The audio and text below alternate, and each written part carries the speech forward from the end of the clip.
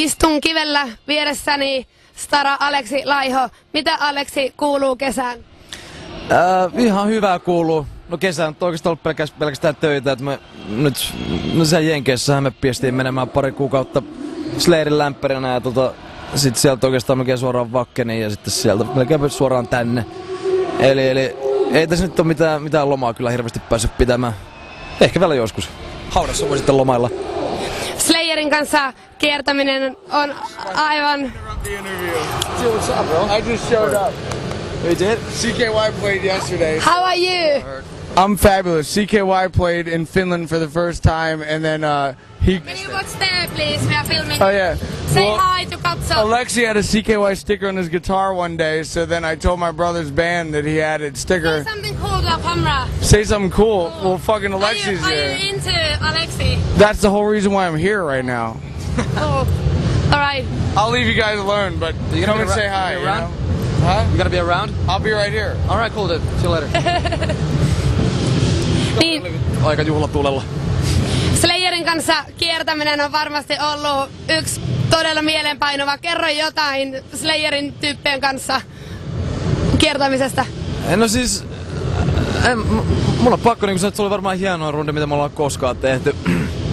Et se oli niinku... Siis no ensimmäinen tulee niinku areena juttu. Et siellä oli niinku 3-8 000 ihmistä joka helvetin ilta. Niin ei sitä silleen välillä niinku edes pystynyt käsittämään, että vittu... Yhtäkkiä olet silleen, että hei... Mulla on niinku läppäämässä Slayeria. Et yhtäkkiä mä vedän niinku shotteja Kerry Kingin kanssa, niin on se nyt hienoa. Ei sille vaan mitään.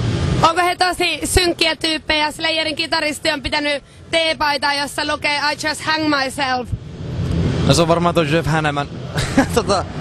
Tai en mä tiedä, kumpikaan se nyt mahtaisi olla. Ei ne siis, ne on helvetin hyviä jätkiä kyllä ihan oikeesti. Et niinku... Onhan ne niinku, vaan nyt niinku pitu väkevää jengiä, mut... Ei oo oikeesti pelottavia hevimyrköjä. On varmaan niinku aluksi on ehkä vähän niinku pelottavia sen takia vaan, koska pelkästään vaan koska Slayer sillä selvä. Mut ei ne siis, helvetin hyviä jätkiä, varsinkin toi Kerry King, niin sehän niinku hengaili aika paljon ja oli silleen ihan messissä, niin... Mut totta kai siis, eihän mä nyt voi niinku julkisesti sanoa, että niinku Slayerin jätkät tuli kivoja. Sovitaan vaan, että Slayerin jätkät tuli pelottavia hevimörköjä. Mikä Slayerin jätken lisäksi on ollut Jenkkilän kiertoilta semmonen tosi mielenpainuva muisto? No, veikkaan varmaan, että ne parhaimmat jutut on just niitä, mitä kukaan ei todellakaan muista, mutta en mä tiedä siis... No mehän nyt ollaan niinku siellä, me ollaan periaatteessa rundattu aivan perkeleesti joka tapauksessa, että melkein 6-12 kuukaudesta me vietetään niinku siellä. Et onhan siellä tietysti niinku... Ehkä mun paras juttu oli se, että me duunettiin meidän eka headline-rundi niin 2005 vuoden lopussa siellä. Ja muistaakseni niin 98% niistä keikoista oli loppuun myyty. Ja kun se oli aika vähän pelottavaa, siellä me kelattiin, että voi vittu, että me lähdetään rundaamaan jenkkeihin, että mulla on headlinereita, että tuleeko sinne ketään. Mutta kyllä se sitten se tulikin. Se oli aika jees. Silloin kun te aloittelitte soittamisen, niin olisitko koskaan kuvitellut, että ootte Jenkkilässä kiertämässä Slayerin kanssa yksi kaunis päivä? No ei todellakaan.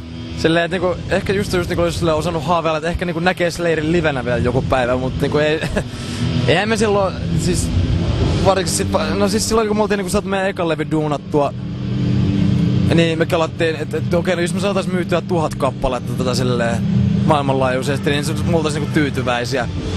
Ja sit yhtäkkiä se sit niinku myi 50 tonnia ja silleen, tiedätkö, että niinku kaikki nää on niinku tapahtunut niin helvetin äkkiä, että ei sitä niinku edes pysty niinku, ei pysty käsittelemään. Oot sä tämän uskomattoman suosion myötä muuttunut jotenkin ihmisenä vai oot sä edelleen se sama naapurin poika Aleksi? No siis kyllähän ihmiset muuttuu joka tapauksessa. En mä enää sama jätkä, mitä mä olin silloin, kun mä olin 18-vuotias, mikä on erittäin hyvä asia itselleni ja kanssa ihmisille, mutta en mä siis siinä mielessä on muuttunut, etteikö mä niinku...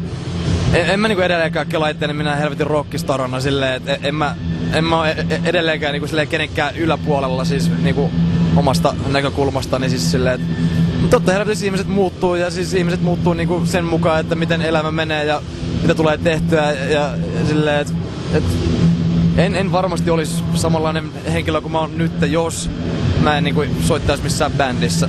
Joten tavallaan on ja tavallaan ei. Kyllä se vähän menee. Mitä syksyllä tapahtuu? Syksyllä, no meidän pitäisi niinku DVDtä, sitä pitäisi nyt periaatteessa työstää, että mä veikkaan, että no silloin se pitäisi tulla pihalle, käsittääkseni semmoisesti niinku lokakuussa. Onks lokakuu 10? On, joo. Joo, silloin. Ja meillä on pari festarikeikkaa, meillä on yksi keikka Japanissa. Kyllä nyt sinä aikaa älytät silleen, että pistokeikka Japanissa, mutta siis se on festari joka tapauksessa. Sitten me duunataan se Euroopan Unholy Alliance, eli tullaan Suomeenkin. Eli Slayer siis tulee Suomeen, kyllä. Ja sieltä oikeastaan mennään suoraan tekee vielä yksi headline-rundi jenkkeihin. Ja me ollaan käsittääkseni niinku jouluna just niinku päästään takaisin himaan ja sit voisi ehkä olla breikki. Sitten syödään joulukinkkua ja rosollia. No toivottavasti. Okei. Mä kyllä dikkaan rosollista, mut kinkku on vitu jees. No siihen on vielä aikaa. Sitä ennen toivotan aivan loistavan rokkaavaa kesän jatkoa. Kiitos paljon haastattelusta.